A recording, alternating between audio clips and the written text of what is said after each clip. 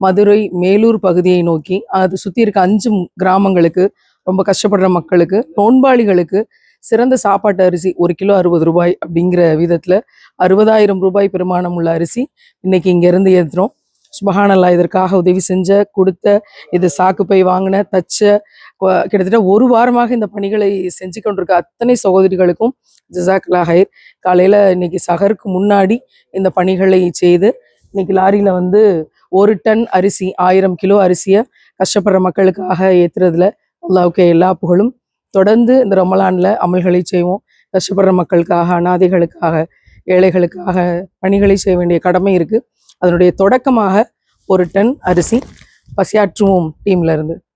இறைவன் மிகப்பெரியவன். 1000 கிலோ அரிசி அப்படின்னு அறிவிப்பு செஞ்ச உடனேயே மக்கள் கொடுக்க ஆரம்பிச்சிட்டாங்க. கிலோ 60 ரூபாய் சாப்பாட்டு அரிசின்னு சொல்லியிருந்தோம். ஒவ்வொருத்தரும் அவ்வளோ மெனக்கெடலோட 10 கிலோ 15 கிலோன்னு அனுப்பி தந்துகிட்டே இருந்தாங்க.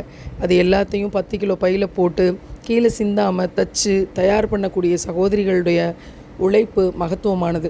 குறுக்கு வழியோட நிறைய பேர் இந்த பணியை தொடர்ந்து செஞ்சு ஒரு வாரத்தில் இந்த அழகான பணியை செஞ்சு முடிச்சிருக்கிறாங்க. அல்ஹம்துலில்லாஹ். அல்லாஹ்வுக்கு தான் எல்லா புகழும். இரவெல்லாம் முழித்திருந்து மதுரை ஹோல்சேல் சந்தையிலிருந்து நமக்கு ரமலான் ஜாமான்களை இறக்கி கொடுத்துட்டு அதே வண்டியில் நம்ம இந்த அரிசியை அவங்களுக்கு கொடுத்து அனுப்புகிறோம். நிறைய துவாக்களோடு கொடுத்து அனுப்பியிருக்கோம். பெறக்கூடிய இந்த மக்கள் எல்லாம் கொடுக்கக்கூடிய மக்களாக இறைவன் ஆக்கி தரட்டும்.